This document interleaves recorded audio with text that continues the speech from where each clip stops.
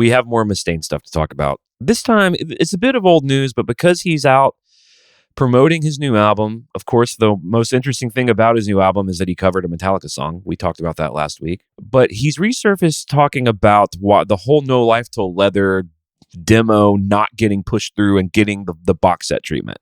We've been getting all the box sets since 2016. They did release No Life Til Leather on Record Store Day as a cassette reissue. But famously, there was going to be like a huge box set starting with No Life Til Leather that Dave got all gummed up over publishing issues, over songwriting credits. According to Mustaine, the expanded version of No Life Til Leather is unlikely to arrive anytime soon. Now, this is Dave speaking. I wrote all the music on Phantom Lord, all the music on Metal Militia, all the music on Jump in the Fire, and the Mechanics, Mustaine told Classic Rock. And I wrote the lyrics for Jump in the Fire and the Mechanics. So do the math. If I wrote the music and James wrote the lyrics, then the credit is 50% me, 50% James. Well, that's not what went down when I left. James and Lars figured out that they were going to give Lars some percentage of the songs he didn't write anything on, and that happened on all 4 songs. This was a bone of contention for me going forward with Metallica on anything because, it just isn't fair, Dave continued. You guys got more money than God. Why do you have to take my money? Oh. So James called me up, Mustaine added, and he says, hey man, we want to release this No Life Til Leather thing and we want to get all this publishing stuff straightened out. And we really don't remember what went down. And I said, well, that's good because I do. I remember what went down and I can help with that. And then the conversation took a turn. James said, well, that's not the way that we remember it. And I went, well, James, honestly, there's 3 ways to look at this. There's your way, my way, and the truth, which is some combination of the two. Usually when people invoke that metaphor, it's not one of the people making the argument. They think they're telling the truth. And he says it's some version of both. Well, then why is he claiming he's right? Which part of it are you wrong about, Dave? And that was the end of the conversation. He took offense to that. We hung up, and I don't remember speaking to him since then. I mean, I get it. Songwriting credit is important. But here's what I don't understand about it. All of these songs are on Kill 'Em All. The songs he's upset about are on Kill 'Em All, and the writing credits are the writing credits. So if it got worked out for Kill 'Em All, why didn't it get worked out for No Life Til Leather? What's the difference? Whatever arrangement they had for Kill 'Em All should apply to these songs. Or maybe he's saying because the Mechanics, it's still the Mechanics on the No Life Til Leather demo. And he's like, fuck that. That's me and James. But we all know the deal. Lars gets writing credit. The only song he does not have writing credit on is Motor Breath. He gets credit for arranging, for helping arrange. He's in the room, he facilitates. They decided that that's worth a writing credit. That's unconventional, but that's what they decided. This might even be before that arrangement because there's only 1 credit for Motor Breath. So obviously, he was okay not being credited on that. Anyway, Dave Mustaine hates Lars, and I think Lars probably hates Dave Mustaine, even though you rarely find him say anything bad about Dave Mustaine. But Dave Mustaine hates Lars, and he's like, I'm not giving this motherfucker credit. Mustaine previously discussed the proposed expanded edition of No Life Til Leather. Oddly enough, that was one of the last conversations I ever had with Hetfield because we were talking about getting back together and doing a project. Something had come up about the publishing discrepancy that we've been arguing about for years and years, and I told James, I'll do it, but we've got to get this sorted out. He said, sure. So I said, these 2 songs, you and me split 50-50. Lars did not write on this song. You know that. I don't know why you gave him percentages, but I'm not doing it. I'm not going to sign another deal that's going to confirm that because I never agreed to it. So maybe he's just saying, I got burned by the Kill 'Em All deal and I'm not going to do it again. All right, fair enough. James said, well, Lars has a different recollection of that. I said, that's fine. That's his side of the story, my side, and the truth somewhere. That blew his mind. And we haven't talked since. What probably blew his mind is that you're gumming it all up over this bullshit. To me, a pretty fair compromise seems to be, if I were Dave Mustaine, I would say have Lars take his 25% or 33%, whatever. I want 50%. You take your 50% and you split it with Lars. Give him 25. There we go. Mustaine added, I really was trying to be friendly with him. He told me that the last 3 projects they did bombed and they wanted to go back and use all the stuff that I was on. I said, sure. And as soon as I said that 3 stories bit, man, it was over.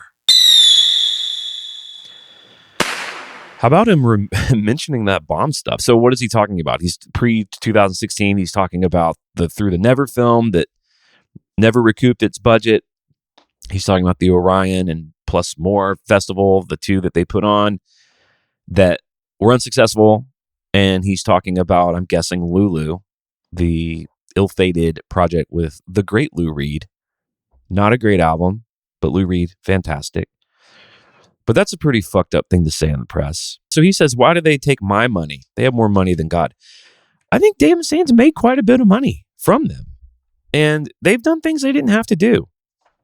All right, here are his writing credits. We know about all 6, right?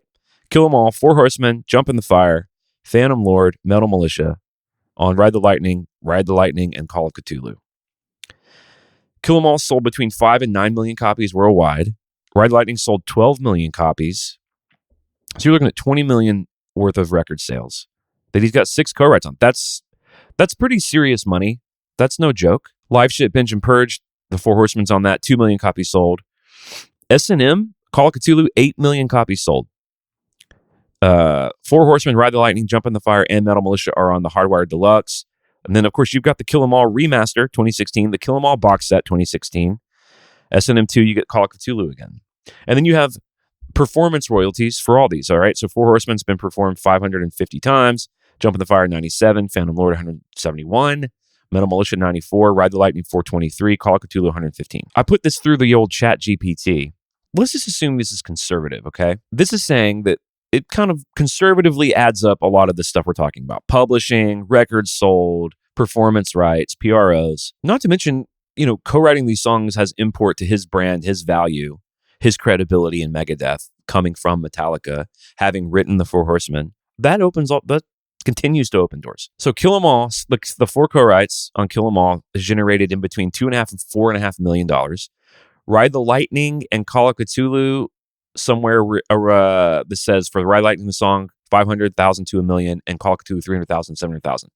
Total revenue, and again, conservatively, $3.5 million to $6.5 million from those 6 songs, which is no joke. Now, that's not a lot compared to what's James's net worth, like 500 million. The interesting thing is, so I went and I said to ChatGPT, what are Megadeth's most popular 6 songs? Let's compare those to his 6 co-writes. So his most popular 6 songs are Holy Wars, The Punishment Due, Symphony of Destruction, Peace Cell, Sweating Bullets, Hangar 18, and Tornado of Souls. So then I kind of added it all up, the streaming and digital, compounding all of that, performance royalties. He obviously is going to earn more with his own music because he owns more of it. So he's getting less volume, but he has more ownership. Grand total, publishing only, conservative, this is what ChatGPT says, is that lifetime Mustaine earnings from those Metallica 6 songs, 3 to 6 million. From Megadeth's top 6 songs, not their whole catalog, just their top 6, 7 to 10 million.